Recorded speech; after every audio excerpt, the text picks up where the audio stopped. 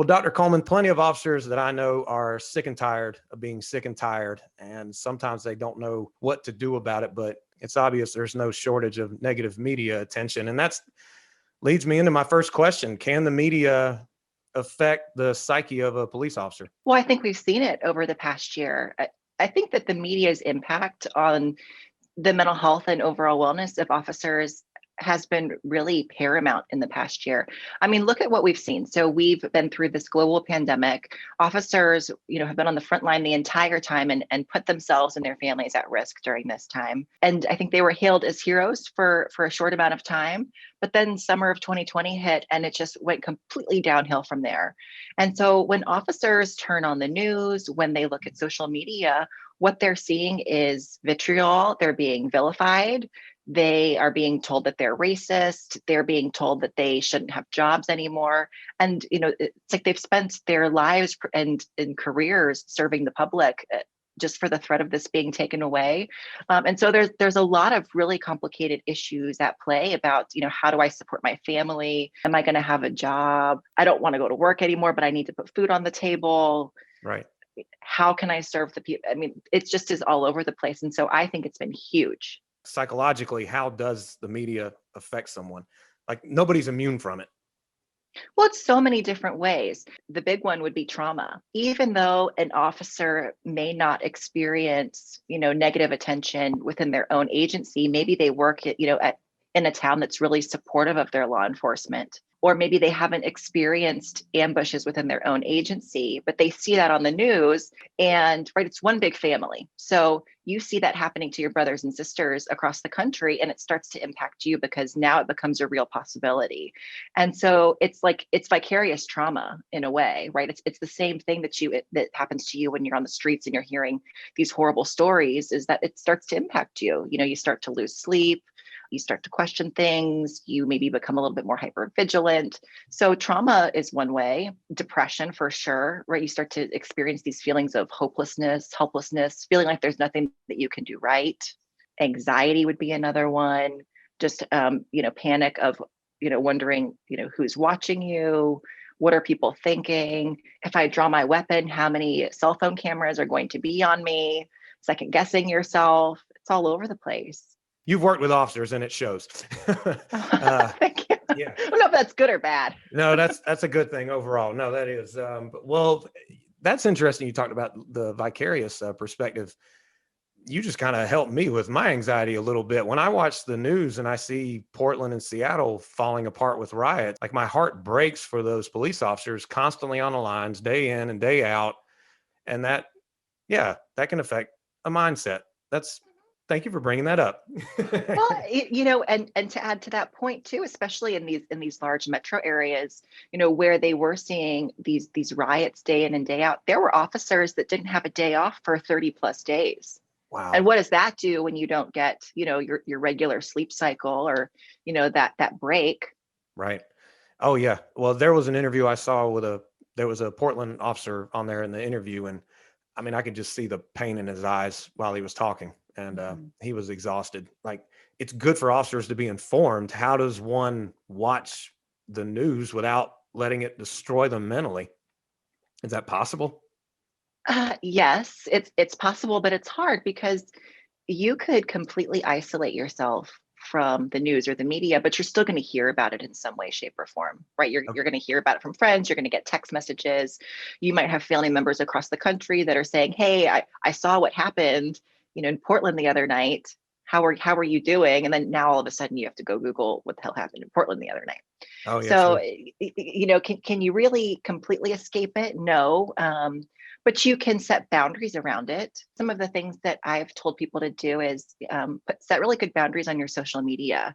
So maybe delete the apps from your phone and make it so that you have to sign in on your computer. So you're creating extra steps for yourself so that you're not constantly bombarded with what's on social media. If you can't completely get off yourself, but sometimes you kind of have to be on to, connect with family and share pictures or whatever. Right. Same thing with watching the news. There are going to be certain programs on the news that tend to be a little bit more extreme or have a certain bend to them. you can still be informed and just not watch those particular programs. And it goes on both sides, right? I think that both the right and the left sided media are guilty of this. Mm-hmm. The left side will spew all of this hate. But the right side will just kind of make you angry at the people that are spewing the hate. So it just kind of like fuels it on both ends. So if you can avoid those particular shows for a little bit and just, maybe you just like watched just like straight up like the evening news without any type of commentary. Morning news tends to be a little bit lighter. Mm-hmm. That would be a way to still get the information without the emotion. That's all very practical and helpful. That's great. I'm vulnerable and open about this. There are times during the day where there's a little bit of downtime, whether it be if I'm at work or at home, and like my brain thinks, hey, check the news. So is there some kind of way they draw our attention in? Is it just like social media where there's an actual, there's people that study addiction and how to keep people's attention? Because I find myself wanting to watch it, even though I can't stand it. Especially when we feel negative emotions, right? Like that's something that just kind of sticks with us. So any negative memory that you have is going to automatically feel more intense than a positive memory. And that stress that you feel, that anger, it kind of lights a fire under your ass sometimes, right? And like gives you this cause to action, which we like to feel.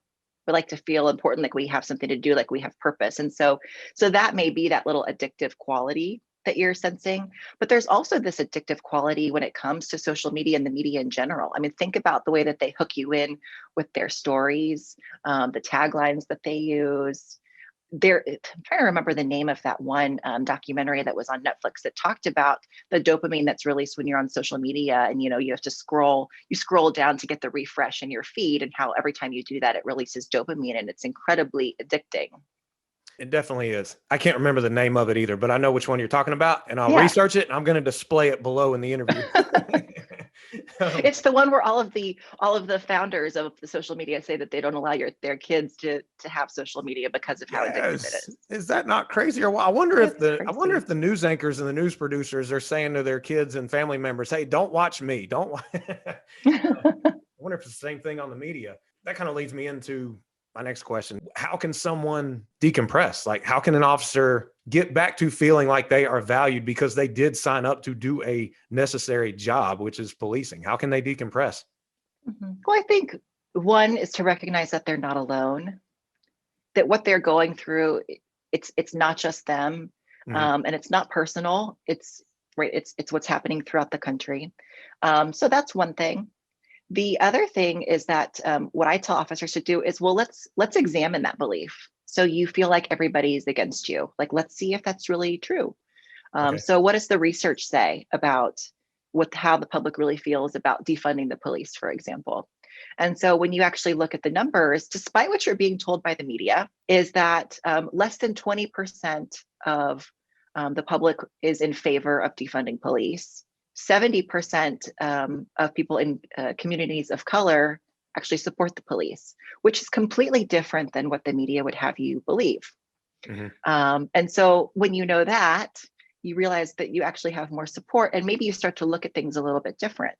The problem is that in this case, perception is reality. So the media shows us a particular perception and we believe it becomes our reality. And so we have to question that reality. How would an officer know?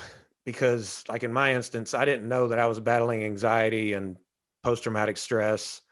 What are some things you would tell officers to look for so they know that things like the media or their job are getting the best of them so far as building that anxiety or having a negative effect on them? So what I would say is you need to consider your baseline. Who are you and how are you on a day-to-day basis? How well do you sleep? How well do you eat? What's your general mood like? How socially active are you? And when there's a deviation from that baseline, then that's a sign that something's going on. And so if you find that you're a little bit more cynical than you usually are, because let's be honest, a lot of cops are already cynical. So if you're more cynical than you already are, or your humor, which is already kind of dark or messed up, and people are saying like, dude, that's not really very funny. Like, what's wrong with you? Or kind of raising the eyebrow. That's a sign that something's going on. If your family says something to you, if your spouse says something to you, maybe don't automatically think that they're just nagging you. That's a sign that they're seeing a change. And so start listening to the people around you and start recognizing what your body is telling you. Okay. And that's what you need to look at. The problem is that a lot of the changes are so gradual. So you don't even realize it until it gets so bad. Oh yeah, absolutely. Guilty as charged here.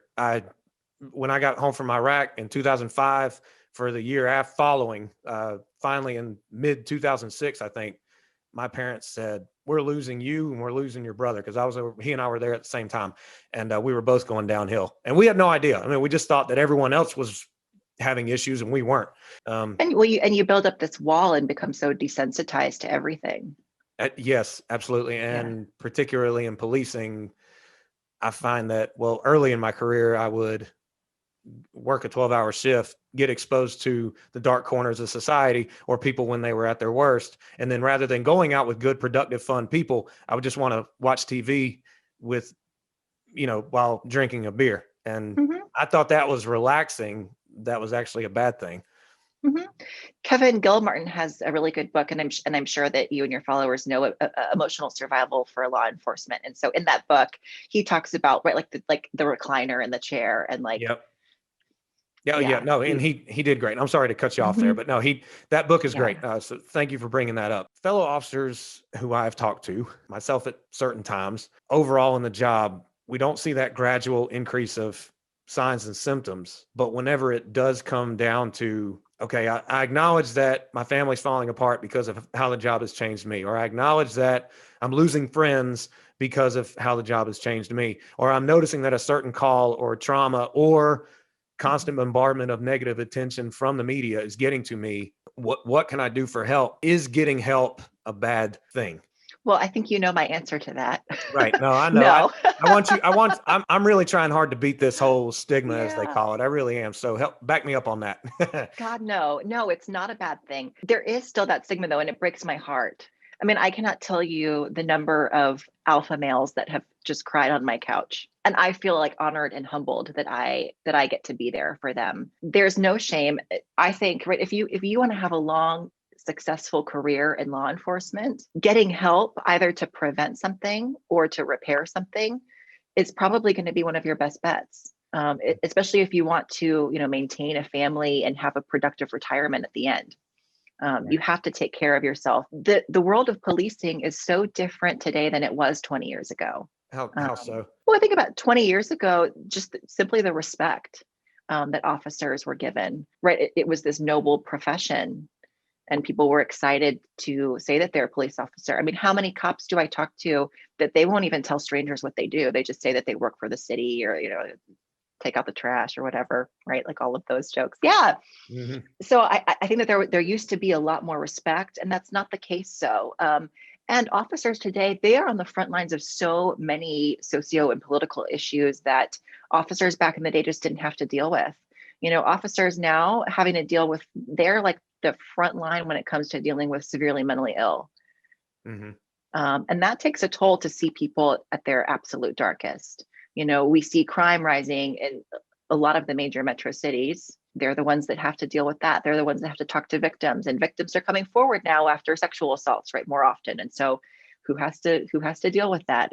It's the officers. And so there's just a lot more trauma and a lot more disrespect than they used to experience. And that takes a toll on everyone. Definitely does. So far, I've learned something. I know others that are going to watch this are going to learn things regarding the media and the job in general. If you're allowed to say, are there any sources of news or information for police that would actually be beneficial to them so they can stay aware yet be able to avoid the mainstream media outlets that are giving that blanketed statement about all of them? I wish I knew. I can't think of anything. I was doing a podcast. It was last week. Well, you were on Badge Boys before. Yes. Yeah. Yeah. So I did theirs last week. And they were talking about the same thing. And I said, do you want to start like a Rainbow and Sunshine's like news network? Like, I remember that. Yeah. Okay. Yeah. yeah. Like, no, first of all, like we're so driven to negativity that it would be like, okay, like a puppy channel that, like, okay, like it has its place, but a lot of people probably wouldn't tune in. There are websites, what is it, like the Skim, that just kind of give like, here are the headlines that you need to know about. Oh, okay. I didn't even know about that one. What's it called? Yeah, the Skim, I think it's Okay. Skimm. Okay, well, I'll look it up, and when I find it, I Just will put brief. it in the description box. And Yeah, I'm if I'm good with right. I am good with just headlines rather than some news anchor telling me how to think and how to live my life, Hmm. um, and how I am as a person. But Yeah. anyway, Well, and well, I think that local news is better than national news when it comes to that too. true, true. But then again, I know we have to be careful because the local news is going to bring all of the crime in your area, and you'll just begin to think that Mhm. there's nothing but crime and no one doing anything good at any time. So we definitely have to be careful with that. But you are Yeah. right. I don't feel as upset or depressed after viewing the local news as what I do after viewing the national news. Mhm. So good The point. problem is that if you've been in the job long enough, then you're like, well, this isn't news. This is bullshit. Very true. Oh, cool. A cat got caught in a tree and firefighters had to save it. Why is this Right. newsworthy? Exactly. Yeah. Yeah, definitely. Well, last question. What are some practical things that officers can do to mentally survive the job? With your experience as a psychologist, what advice would you give them? Have good boundaries. And that means with the job, try not to do too much overtime or off duty if you can help it. Use that time wisely for yourself and your family. Remember that quality time is more important than quantity of time when it comes to your family. So make sure that time that you do get to spend with them is spent very purposefully. Take care of your body and your mind. Those two things are highly interconnected, and you have to take care of both of them. We've already talked about avoiding the media and making it a little bit more difficult to get those headlines that maybe cause some distress. Have identities other than being a cop. Yes. So get involved. I think that that's a huge one. So make sure that you have friends that are not in the profession, that you're involved in activities, whether it be I don't know, like a softball league, or maybe you want to be involved in church, or traveling, or like a motorcycle club, whatever it may be. Have identities other than that, because eventually the job ends. You retire. Ideally, you're going to have to do something with your time, and so that's going to be a lot easier if you have other identities. But it also helps keep a good frame of mind when you are able to have a little bit of that reality testing, like I mentioned before, and be able to confront some of the negativity that you're inevitably going to hear if all you do is surround yourself with other cops. Absolutely. Well, profound advice. Thank you so much for taking the time and in order to help as many police officers as possible right now. If you're all right with it, I mean, can you tell people how they can find out how you can be of assistance and where they can find you? Yeah, so online at drkuhlman.com. I'm located in the Phoenix metro area. That being said, if you reach out to me, if you're looking for help, if I can't help you, I'm going to find somebody that can. I have a large network of psychologists and mental health professionals that specialize in working with first responders across the country, and it's tough to find people that do good work. But like I said, if I can't help you, I'm going to find somebody that I trust to do that. Outstanding. Well, thank you again. And to you who are watching and or listening, if you did like this video, please click the like button below and subscribe to my channel. So that way, when I come out with other videos and interviews, you can be notified and I'll be able to help you out as well.